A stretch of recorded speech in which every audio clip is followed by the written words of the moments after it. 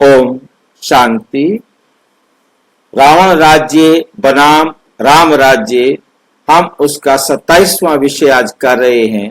कलयुग में मृत्यु क्यों दुख और भय से भरी हुई?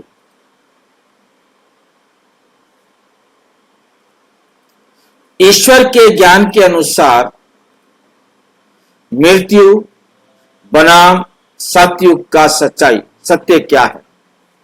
मृत्यु बनाम सतयुग का सत्य क्या है? मृत्यु के बारे में सत्य एक दिव्य रहस्य उद्घाटन, एक दिव्य रहस्य जो है ना खोल रहे हैं। परिचय। शैतानी दुनिया में मृत्यु और दुख, आज हम एक ऐसी सत्य को उजागर करेंगे जिसे दुनिया भूल चुकी है।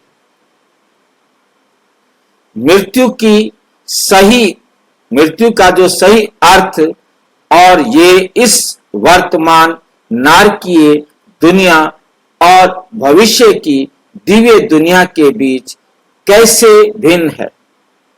ईश्वर के आध्यात्मिक ज्ञान के अनुसार आज की दुनिया में मृत्यु केवल शारीरिक नहीं, बल्कि भावनात्मक और मानसिक घुटन भी है। ध्यान से समझना है इसको।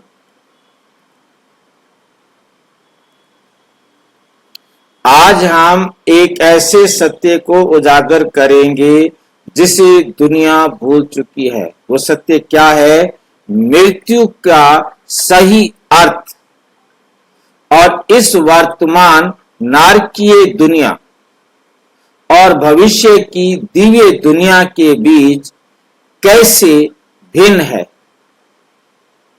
ईश्वर के आध्यात्मिक ज्ञान के अनुसार आज की दुनिया में मृत्यु केवल शारीरिक नहीं, बल्कि भावनात्मक मृत्यु भी है और मानसिक घुटन भी है। उसे भी मृत्यु कहेंगे। मानसिक मृत्यु, भावनात्मक मृत्यु, शारीरिक, 3 प्रकार की मृत्यु का जिक्र किया है।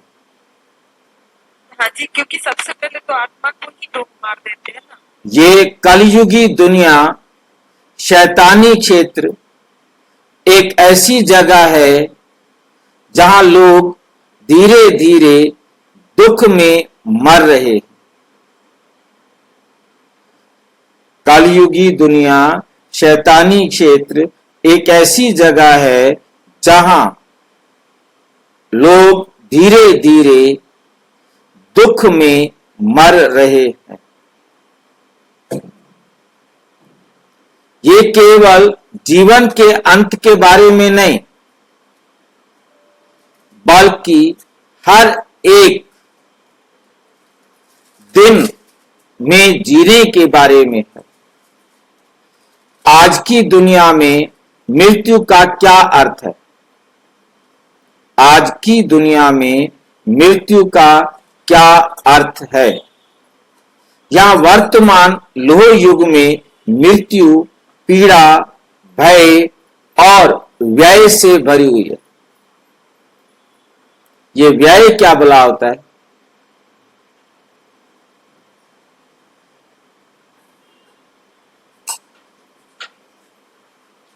व्यय किया है कभी किसी ने? आय व्यय से, आय और व्यय जो होता है ना। फिर यहां व्यय का क्या मतलब होगा? खर्च हो जाना, मतलब अभाव हो जाना, कम हो जाना। या वर्तमान लोह युग में मृत्यु पीड़ा, भय और व्यय से भरी हुई है। लोग इतने सारे बोझ के साथ जीते हैं। लोग इतने सारे बोझ के साथ जीते हैं। नंबर 1, दिवालियापन। दुनिया में दिवाला निकला हुआ है। दीर्घकालिक बीमारियां, अचानक मृत्यु, मानसिक तनाव, नए रोग लगातार उभर रहे, साथ ही नई दवाएं भी, लेकिन स्थायी राहत कहीं नहीं मिलती। ये असहायता की दुनिया है, एक तरह का जीवित नर्क। एक तरह का क्या है ये? जीवित नर्क। ऐसी दुनिया में मृत्यु के संस्कार लंबे, महंगे और शोक से भरे होते। किसी के चले जाने के बाद भी परिवार को पीड़ा होती रहती है, पीड़ा होती रहती है। नंबर 1, राख के साथ दाह संस्कार। मृत्यु के बाद क्या होता है? किसी के परिवार में क्या पीड़ा होती रहती है? क्यों? क्या क्या होता है? राख के साथ दाह संस्कार, पुजारियों को भोजन कराना, हर साल श्राद्ध करना, पवित्र नदियों में अस्थियां ले जाना। भाई जी एक सेकंड, राख के साथ वो क्या बोले? दाह संस्कार करते हैं ना, जलाकर राख के साथ संस्कार कर देते हैं ना। लकड़ियां रखी जल राख में बदल देते हैं ना उसको, शरीर को। अच्छा। दाह संस्कार होने के बाद क्या रह जाता है? राख ही रह जाती है ना। और पुजारियों को फिर भोजन कराना, हर साल श्राद्ध करना, पवित्र नदियों में अस्थियां ले जाना। ये रीति रिवाज केवल दुख को बढ़ाते हैं और मृत्यु के बाद भी बोझ बना रहता है। अब एक तो उनका कमाने वाला बंदा चला गया, अब दूसरा उसके लिए खर्च करो, और उसके लिए भी पंडित कहता है तुम चाहे बर्बाद हो जाओ परंतु ये सारे सामान तुमने दान करने।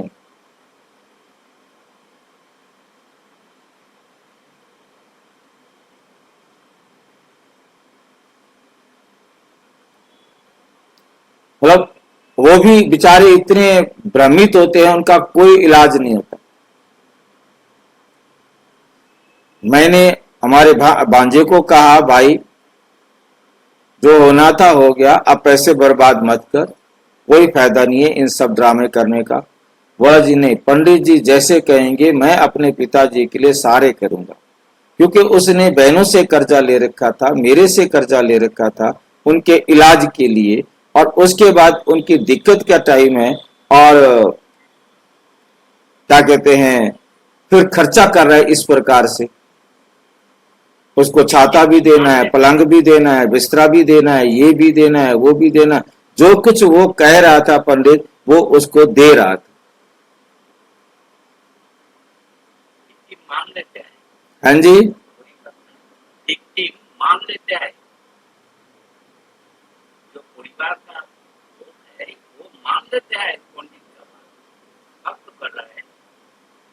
मतलब मैं कह रहा हूं कि भाई मैं एक बड़ा बैठा हूं कह रहा हूं, परंतु वो नहीं कहता, नहीं जी मैं अपने पिताजी के लिए सब कुछ करूंगा, मैं उनको दुखी नहीं होने दूंगा कि बाद में उनको जो है ना, क्योंकि गरुड़ पुराण सुनने के बाद उसको ये बड़ा लगा हुआ था कि भी ना उसको बहुत कष्ट मिलता है, मेरे पिताजी को कष्ट नहीं मिले, मैं सब कुछ करूंगा, करो भाई। पितृ दोष लग जाएगा नहीं तो करो करो, मैंने फिर हम किसको क्यों रोके, करो। तो बहुत अच्छी तरह से समझने वाली बात है कि रीति रिवाज बोझ बन जाते हैं। उसका फिर हर साल बरसी करनी है, श्राद्ध करने हैं, कहीं जाएंगे तो वहां पिंड दान करने हैं, करते रहो जी। तो एक उन पीछे वालों पर बोझा। पंडित ये बिल्कुल भी नहीं सोचते कि भी है ना किसके साथ क्या बीत रही होगी, मतलब ही नहीं सोचते। मृत्यु के बाद भी बोझ बना रहता है, देवीय विरोधाभास।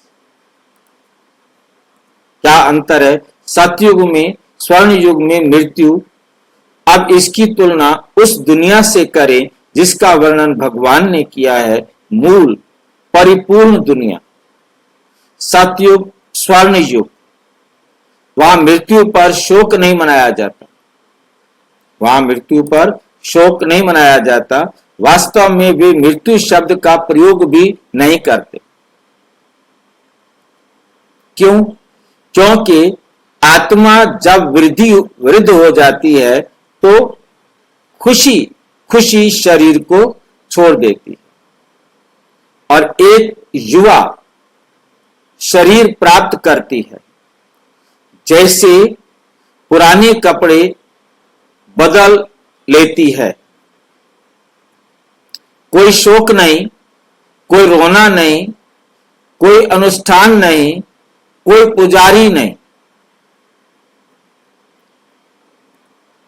कोई राख नदियों में नहीं बहाई जाती। शरीर का प्राकृतिक रीति रिवाज के अनुसार सरलता पूर्वक और शांति पूर्वक अंतिम संस्कार किया जाता है। इसमें पैसे की बर्बादी नहीं होती, कोई दुख नहीं होता, कोई भारी मन नहीं होता। ये विरोधाभास क्यों मौजूद है? ये विरोधाभास इसलिए मौजूद है क्योंकि आज की दुनिया में देह चेतना, देह अभिमान के कारण अज्ञान का शासन है, जबकि सतयुग में आत्मा चेतना, आत्म अभिमान होने के कारण दिव्य ज्ञान का शासन है। आसुरी दुनिया में शरीर के प्रति आसक्ति दुख लाती है, दिव्य दुनिया में वैराग्य और समझ शांति लाती है। भगवान बताते हैं कि वास्तव में मृत्यु आत्मा के रूप में स्वयं को भूल जाना और देह चेतना वाले दुख में जीना है। जिस क्षण हम याद करते हैं कि हम कौन हैं, शाश्वत आत्माएं, और कौन हमारा मार्गदर्शन करने वाला है, परम पिता परमात्मा, हम इस धीमी मृत्यु से जागना शुरू कर देते हैं। ये दुनिया की धीमी मृत्यु से हम जागना शुरू कर देते हैं। आज ईश्वर की भूमिका, अभी ईश्वर स्वयं हमें जगाने आए हैं। वो कहते हैं ये संसार एक कब्रिस्तान है। फिर हर कोई जीवित रहते हुए मर रहा है, जीवित रहते हुए भी मर रहा है क्योंकि दुखी है। लेकिन वे केवल इतना ही नहीं कहते कि हमें मृत्यु को उत्सव में बदलने की विधि बताते। बाबा आकर, परमात्मा आकर मृत्यु को उत्सव में बदलने की विधि बताते, ठीक वैसे ही जैसे सतयुग में था। वे हमें राजयोग सिखाते हैं, भय, पीड़ा और दुख से परे जाने का ज्ञान, और जो हम वास्तव में हैं उस सत्य में जीने का ज्ञान। निष्कर्ष, सत्य के प्रति जागे। रिजल्ट क्या निकलता है कि हमने सत्य के प्रति जागना है। प्रिय दिव्य भाइयों और बहनों, ये जागने का समय है। हमें जीवन के सत्य को समझने के लिए शारीरिक मृत्यु का इंतजार नहीं करना चाहिए। आइए जीवित मरे। कैसे मरे? जीते जी मरे। अहंकार अज्ञान को मरने दे और आत्मा को ऊपर उठने दे। आने वाले दिव्य युग में मृत्यु अब दर्द का स्रोत नहीं होगी, बल्कि नवीनीकरण के द्वार होगी। लेकिन ये परिवर्तन अब यही संगम युग में शुरू होता है। अच्छा, ओम शांति। और विस्तार से जानने के लिए प्रजापिता ब्रह्मा कुमारी ईश्वरीय विश्वविद्यालय के किसी भी सेवा केंद्र पर संपर्क करें। और यदि कोई प्रश्न है तो 9213106986 पर केवल टेलीग्राम करें। 9650692270 पर केवल व्हाट्सएप करें। फोन नहीं। ओम शांति।